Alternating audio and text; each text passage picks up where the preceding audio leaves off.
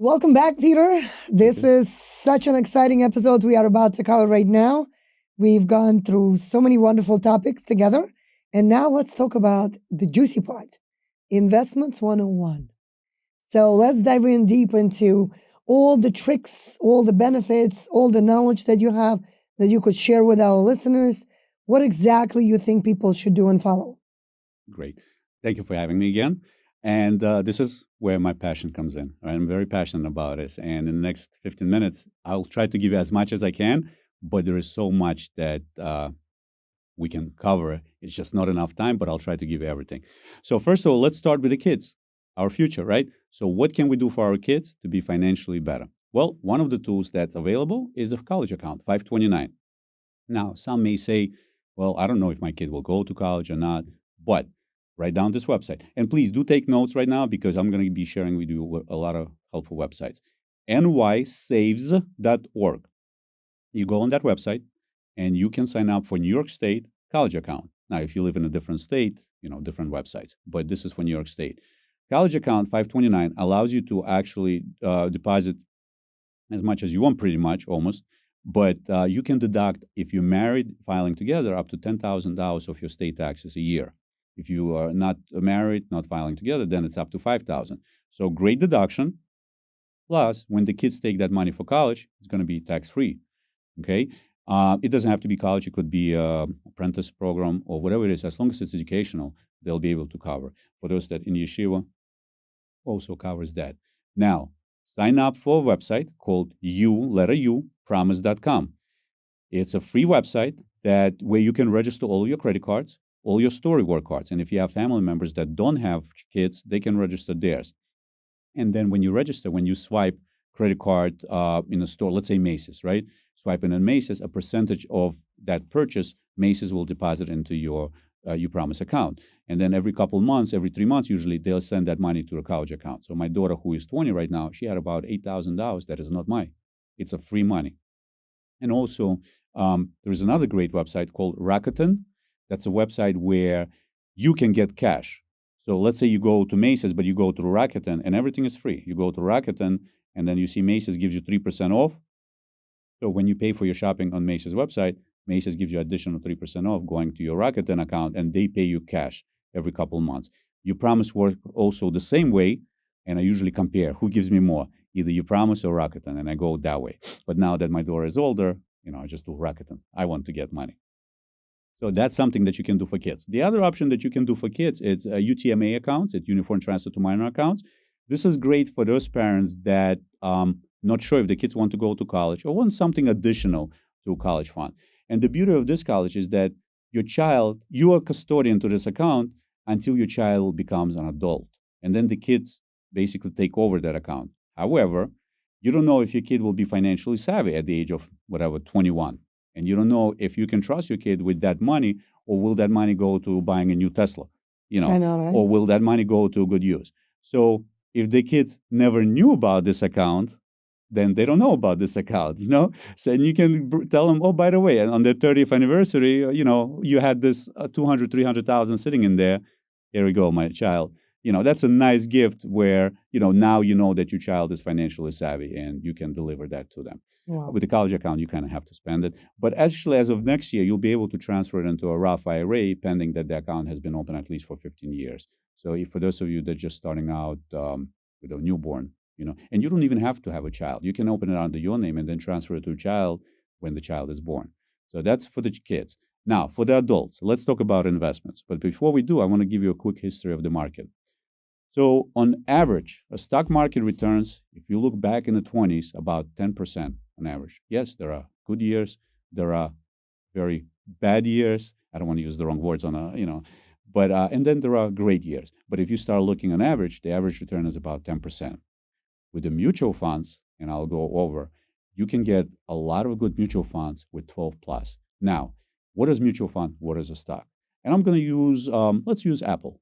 If you like Apple product, and by the way, when it comes to stocks, only invest into names that you're familiar with if you're a beginner, okay? And by the way, I always tell people the best advice you can get on purchasing a stock from a friend of a friend, because that friend definitely knows how to make you a millionaire, okay?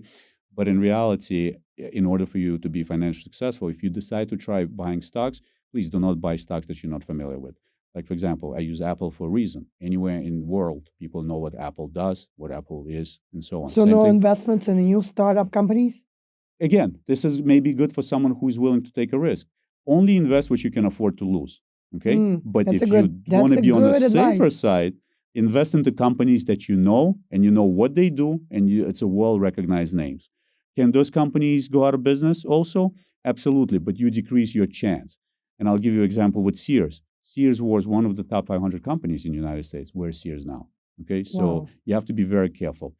But the better solution for a beginner is start with the mutual funds. What is a mutual fund? Mutual fund is a combination of many different stocks together, many different companies taken together.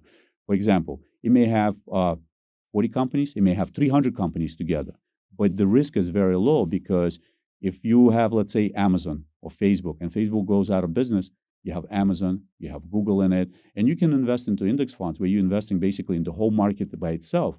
There is no way the whole market is going to go out of business. Okay? Yes, you will have bad years, but you know what? If you are diversified, and by diversify, I mean a little bit in every sector, there is no way that everything will be down. Okay? Even during the bad years in 2008, and we did have multiple crashes through our history. 2008, it was about 57% people lost in their portfolio. That's a lot. And for those that not familiar how the market works, this is when they're going to start making mistakes by trying to time the market. And what that means is that you see that the market is down. Oh my God, I'm losing my money. Let me move it into a CD. But now you're selling at a loss. You see, you did not lose money unless you sold. When you see in the money negative, it's only paper loss. If you sell, that's when the problem starts because you already materialized that loss. You sold it. Now you're moving into CD. Now, when do you go back?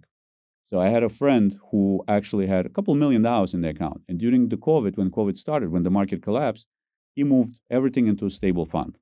Stable fund gave him about 1.5%. And then when Corona vaccine came out, the market came back, he went back. Now, when the war started in Ukraine and the market started to go negative, he sold it again. So twice he basically lost twice. You don't do that. You don't time the market because you need to understand what dollar cost average is. And here's how I'm going to give an easy explanation. Let's say you're buying one share of Apple at $100, and the share costs $100. That's it. You bought one share with that $100, right? Now, if the market collapses and let's say Apple goes to $1, if you're continuously investing into a market, the same $100 every month, you will buy 100 shares of Apple at $1 each. And when the market will return, and the market will return because the history shows that the average bear is when the market is bad, bull is when the market is good. So the average bear market lasts about 1.6 years. When the market will come back, let's say it went to $50, you're still losing $49 on one purchase of Apple, but you just made a $49 profit on 100 shares of Apple. And it's called dollar cost average because you're constantly buying. As a matter of fact, for my clients, I usually say, you want to do $100? Let's do $25 every week. You're constantly buying. You're generating what's called, again, dollar cost average. That's a powerful tool. And by the way, for my listeners that have young kids, I strongly recommend Googling a video by Dave Ramsey, who is the financial guru. It's called Compound Interest video by Dave Ramsey. Just put exactly the way it is, and you will see the video. It's a quick video on how a 19-year-old became a multimillionaire by just putting 16,000 and that's it, setting and forgetting. Wow. You need to understand what compound interest is. Of course. And basically, compound interest, it's interest on top of interest. So if you take money to the bank and you get $1 on your $100, then the next month it's going to go on 101. And the next month it's going to go on the new amount. So it doesn't start with $100. Okay, so it's always interest on top of interest on top of interest. And the best website to see your projections, financialmentor.com, compound interest calculator monthly, and see what the numbers are. And like I said in our previous chapter, $10 a day, everyone can afford it. That's $300 a month. Think about what you spend that money on daily. Okay, Right. and think about where that money going. But now, if you can direct it towards investing, $300 a month, that's $1,069,000. Okay. Peter, do you help people make investments? Yes. So I'm fully licensed. Okay. I have my Series 6, I have my Series 63, and I'm also a life insurance agent licensed. Now, one thing about life insurances, okay, I don't want to upset life insurance agents out there and start saying which product is right, which product is wrong, because every case is different. But I want to say this: when it comes to life insurance, is a very important topic that you need to discuss with whoever you trust. Okay, and you need to have that product, and I'll tell you why. Very often on a Facebook or in whatever social media you're using, you see GoFundMe. Yes. Okay, and I really, you know, I will contribute, but I really don't like to contribute towards the GoFundMe. Because the reason for that is because that person who passed, unfortunately, did not care about their life. They did not care what's going to happen to their family after they pass, and now someone else has to support their family. I don't think that's fair. Okay, life insurance is very inexpensive. It can be very inexpensive, depends on which one you're buying. I'm a big believer in buy term and invest the difference, okay, versus whole life. And there are, again, many different cases, so I'm not here to discuss, but I'm a big believer in buy term, invest the difference. And it can cost you $1.50 a day, depend on the age when you obtain it. But it's such important product to have.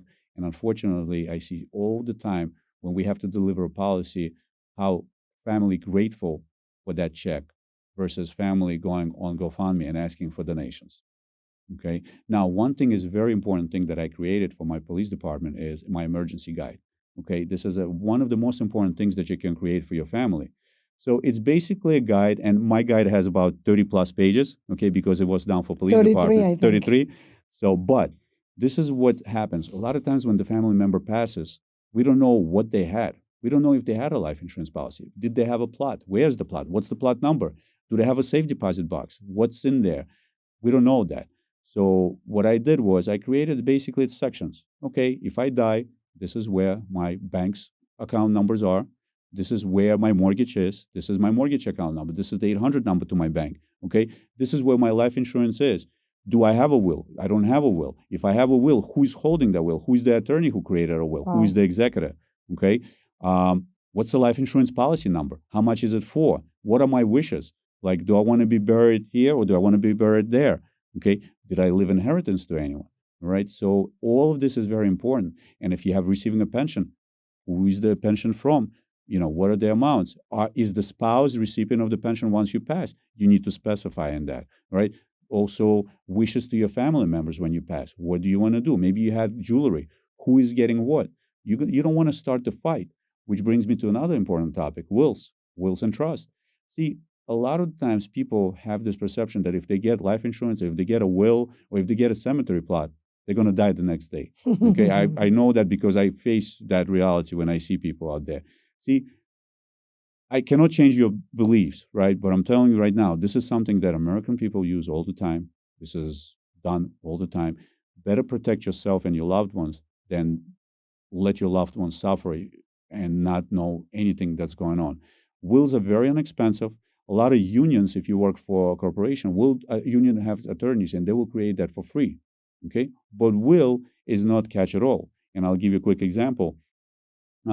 Let's say you own the property. Okay, if you pass and that's it, your husband and wife both pass, can kids sell the property the next day? No. No. Why? Because you have to create an estate Trust. of, and when the house is getting sold, it's going to be an estate of Mr. and Mrs. X selling the property. Okay, it's going to take time. It's going to take money. Has On to go average, to it's probate. about probate court. On average, it's about a year, 5,000-6,000 at least. It's going to Yes. cost you. Yes. Okay, so how can you afford that? How can you avoid that? Well, creating a trust. Creating a trust is one of the best ways that you can protect you and your family. And if when you create a trust, I'm just going to give example, everything is already in a trust name. Just be careful who you go to, because a lot of times you can Google trust attorney and thousands will come up. But in Right. New York City, there's only few attorneys that specialize in trust alone. And there is a state attorney's website where you can see. We have a who. lot of attorneys that we could recommend Yep. our clients to when it comes to that. Absolutely. And then when you create a trust, your house will be already in a trust name, your bank account in a trust name. So the title company, all they have to do is review the paperwork to see who the executive of the trust is, and they can close in a short time. No need to probate. The money is going to go to the bank account that's under the trust name. Whoever the executive of the trust will write the checks any way that they want, and that's it. The deal is sealed. No need to wait for anything. Less stress. Yes, it's going to cost you a little more money, but it's better to spend money now than go through all the headache and the stress later on. Okay, so that's just Again, that's investments 101. There is so much that we can talk about that, but if anyone has any questions, they can reach out on the YouTube channel, watch Right. the videos, and reach out to me through the social Are media. you You know, accessible through social media or absolutely. So through it's YouTube channel? youtube.com/@ financial club, or on Facebook, I'm on the Peter Candyman. I'm on that name. The only reason why I don't like to give out my number right now because there are thousands of people, and there's no way I'm going to be kicked out of the house if everyone starts calling me. So, but I usually try to return my calls and my social media requests within 24 hours.